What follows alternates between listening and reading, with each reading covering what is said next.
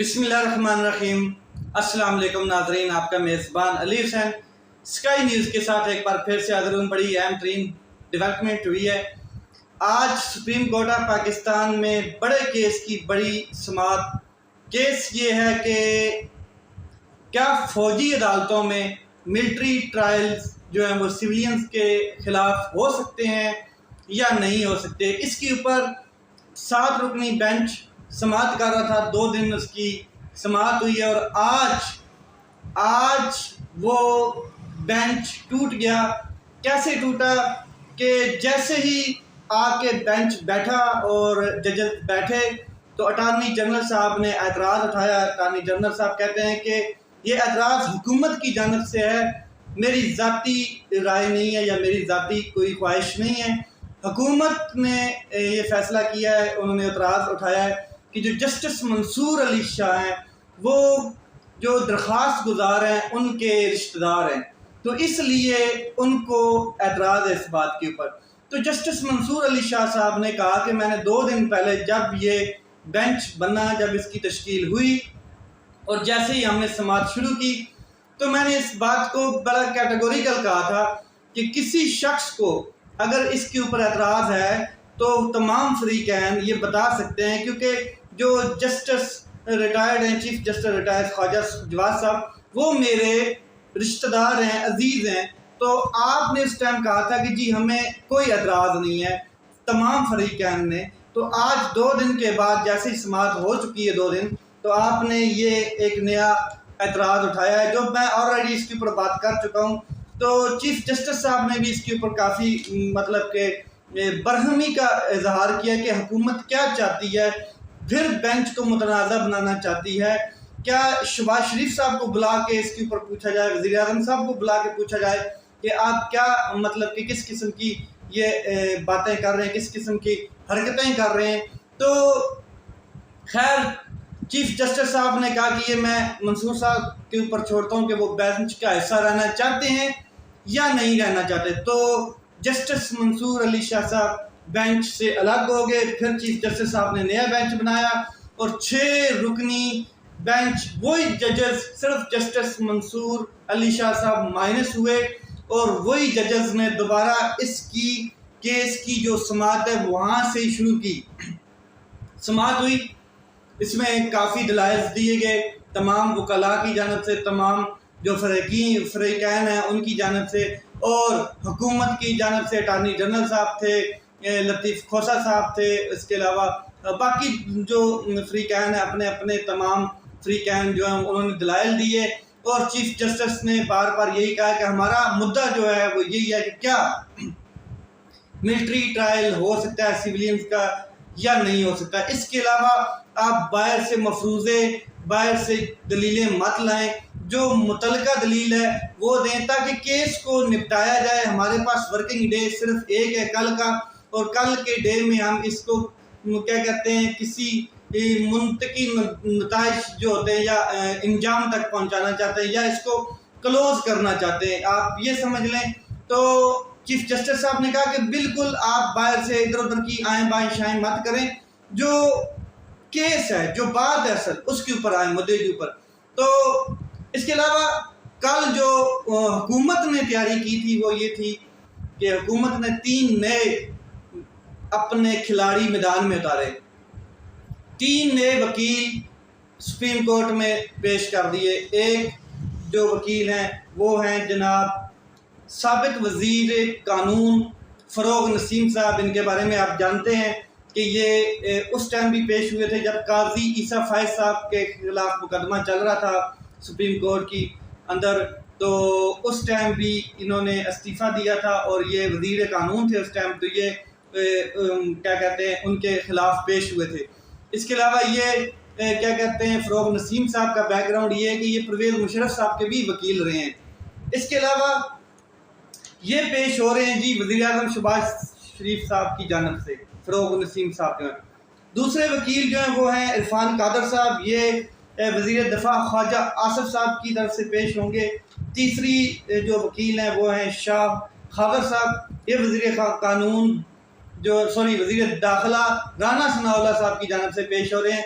और आज یہ جو ایک اسٹریٹجی آپ سمجھ لیں کیا کہتے ہیں حکمت عملی جو حکومت کی جانب سے بنائی گئی کہ ان وکلاء کو میدان میں اتارا جائے، اس کی مین ریزن یہ تھی کہ 2 دن میں فیصلہ محفوظ ہوتا ہے تو پھر ان کے دلائل بھی سنے جانے چاہیے۔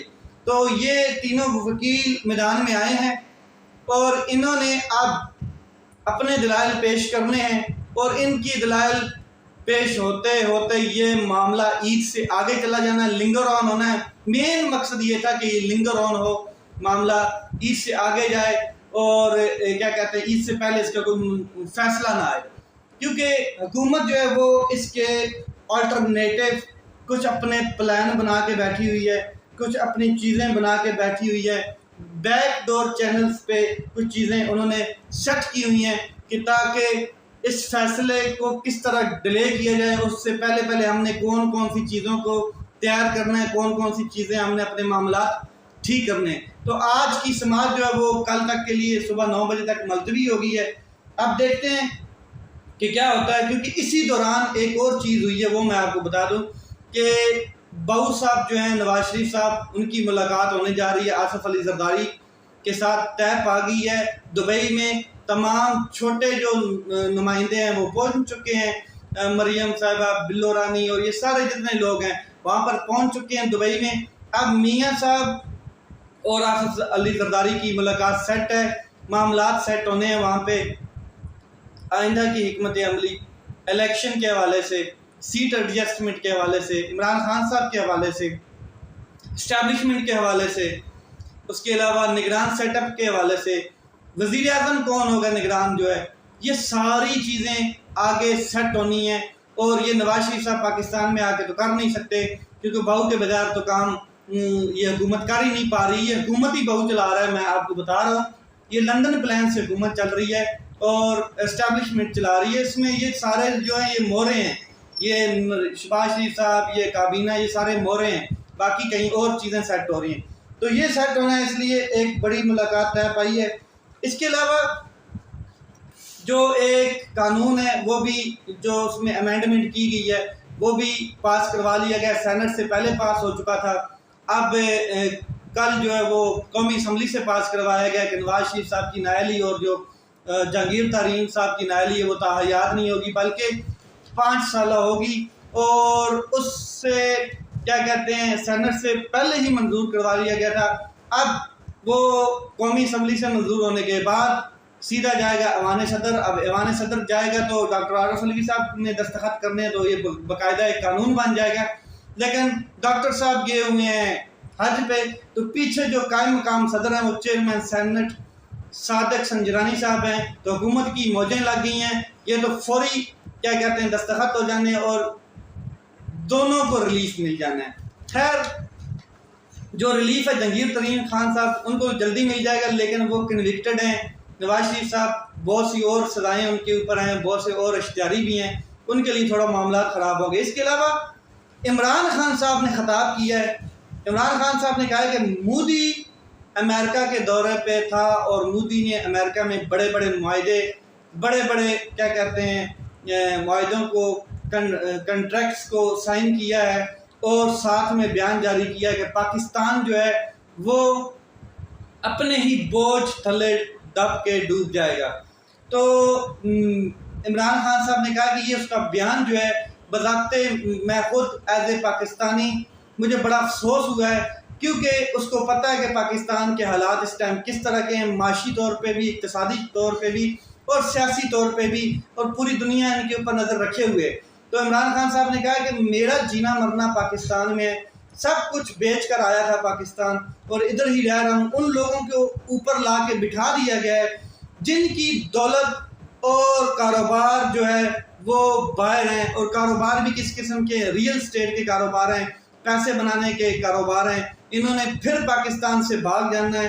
اور یہ لوگ جو جن کا علاج باہر، جن کی اولاد باہر، جن کا کیا کہتے ہیں کاروبار باہر، جن کی دولت باہر، جن کا سب کچھ باہر ہے، اور یہ لوگ محب وطن ہیں، اور جو پاکستان میں اپنا سب کچھ سرمایہ لے کے آیا اور یہاں پر پاکستانیوں کے لیے ان کے حق کے لیے، ان کے انصاف کے لیے جدوجہد کر رہا ہے، وہ غدار اس کو کرنے کی کوشش کی جا رہی ہے، اس کے ساتھیوں کو غدار کرنے کی کوشش کی جا رہی ہے کہ ان کو غدار وطن قرار دیا جائے۔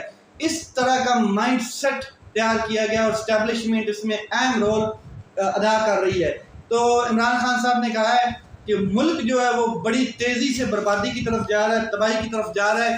میں چیلنج کرتا ہوں کہ 9 مئی کے واقعات جو ہیں ان میں کوئی پاکستان تحریک انصاف کا شخص نہیں تھا، ہم نے پرامن احتجاج کیا، انہی کے لوگوں نے بیچ میں آ کے کیا کہتے ہیں یہ فتنہ فساد پیدا کیا اور جو انسیلیشنز ہیں آرمی کی ان کے اوپر اٹیک کیے۔ اور میں یہ چیلنج کرتا ہوں کہ اگر اس کی انڈیپینڈنٹ انکوائری ہوتی ہے تو میرے پاس ثبوت آ گئے ہیں، موجود ہیں، میں وہ پیش کروں گا اور میں بتاؤں گا کہ یہ کون لوگ تھے۔ تو قوم سے انہوں نے کہا کہ میں وعدہ کرتا ہوں کہ جب تک آخری خون کا خطرہ ہے تب تک میں پاکستان میں حقیقی آزادی کی جنگ لڑتا رہوں گا۔ باقی میں اپنی قوم پہ چھوڑتا ہوں کہ وہ کس لیول پہ جا کے غلامی پسند کرے گی یا اپنی حقیقی آزادی پسند کرے گی۔ تو یہ نئی چیزیں تھیں جو پاکستان کی آج کی ڈیولپمنٹ ہے، اور آج جو سپریم کورٹ آف پاکستان میں یہ چیزیں ہوئیں وہ بھی میں نے آپ کے ساتھ شیئر کر دی۔ لیٹس سی کل سپریم کورٹ آف پاکستان فیصلہ محفوظ کرتی ہے یا نہیں کرتی ہے، یا یہ عید کے بعد جائے گا۔ جہاں تک میرا اندازہ عید کے بعد جائے گا۔ لیٹس سی کیا ہوتا ہے۔ اپنا خیال رکھیں، اپنے بھائی اس چینل کا خیال رکھیں۔ پاکستان زندہ باد۔